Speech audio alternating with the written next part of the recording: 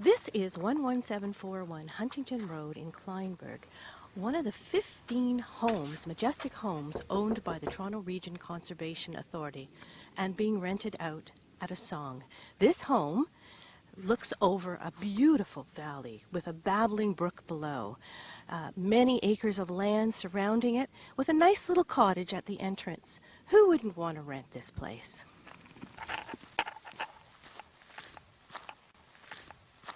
It's a beautiful day to visit another Toronto Region Conservation Authority owned home. This one is nestled in the woods in Woodbridge off of Rutherford Road.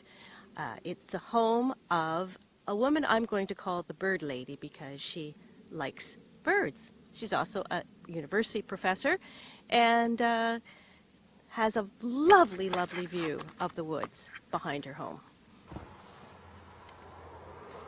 Can you tell me who you are? Nope.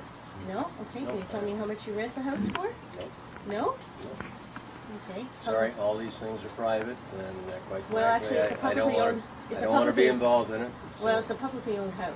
Okay. Behind you see a sign that says private property, no trespassing. But this actually isn't private property. It's publicly owned land with a publicly owned house on it. It's owned by the Toronto Region Conservation Authority. And guess who lives there? The CEO of the Toronto Region Conservation Authority, Brian Denny, who was rehired on contract after he retired last year for a tidy sum of 200 and something thousand, 201,000, let's say. Nice job if you can get it. Nice house if you can get it.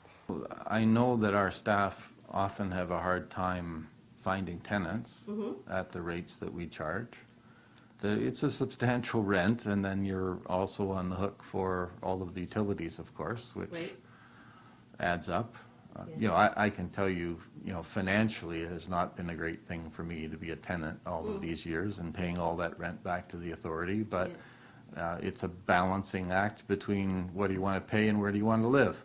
And it was nice to be able to live in a somewhat rural setting, and it was also nice for me to know that the rent I was paying was going back to the authority, and we do generate a small net net return on our rental portfolio that helps to run our real estate group. It does, okay. Well, the vast majority of homes that TRCA owns are in locations where we wouldn't want development in the future.